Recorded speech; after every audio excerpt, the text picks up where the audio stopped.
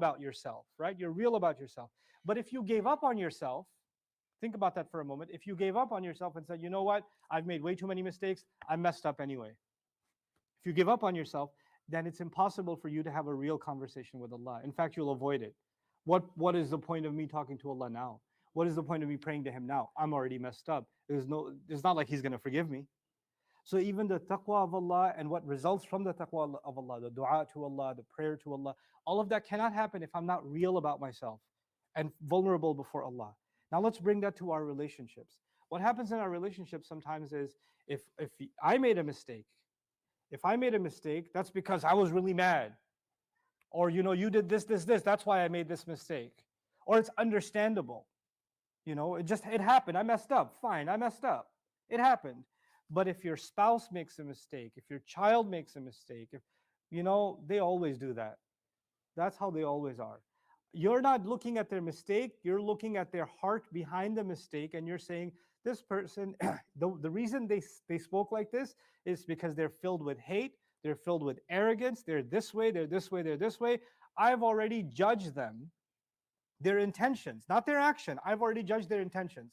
When it comes to myself, I only want somebody to judge my action and never my intention. I messed up, but that wasn't my intention. And it makes it a lot more innocent. But when somebody else messes up in the relationship, the first thing we go after is their intention. This is who they really are. So that's another thing we have to become. When Allah says, وَاتَّقُوا الْأَرْحَامِ, what I'm trying to tell you is, if we're going to have taqwa of the relationships, then that means we have to be mindful of the things that can destroy the relationship, that can separate the hearts. And taqwa, by the way, is in the hearts, right? At-taqwa hahuna. Quran says, فَإِنَّ ذَلِكَ مِن تَقْوَى الْقُلُوبِ, that is from the taqwa of the hearts. So the taqwa also has to do with the way we feel towards someone, the way we feel towards Allah, and in this case, the way we feel towards family members, right? And those two things go hand in hand. A third one that's a little bit more sensitive is actually money matters. Money matters. In our religion, money is a big deal. Earning halal is a big deal. Giving zakat is a fundamental pillar. Not consuming haram money is a big deal, right? Riba is a big problem. It's a serious thing. So, and stealing is a serious thing. Not giving the widow her share or not giving the inheritance, these are big crimes. Allah has elaborated financial crimes in great detail.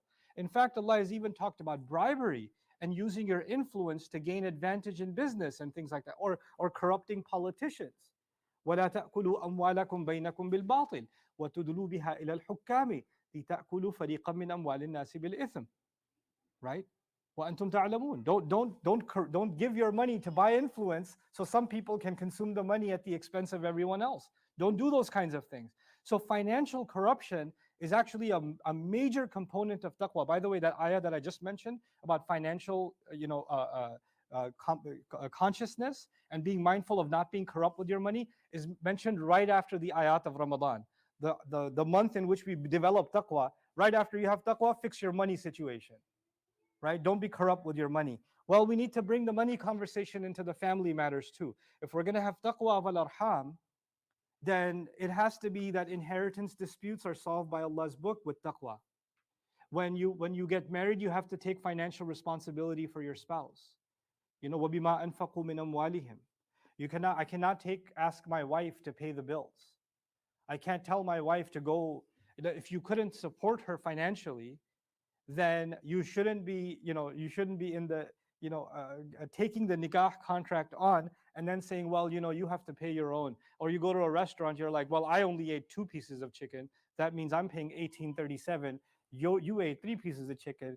You pay $21.30. It's not going to work. That's not taqwa wal arham. وَبِمَا أَنفَقُوا مِنْ أَمْوَالِهِمْ. You got to spend on the kids. You got to spend on you have to take care of your parents. And what happens sometimes in this taqwa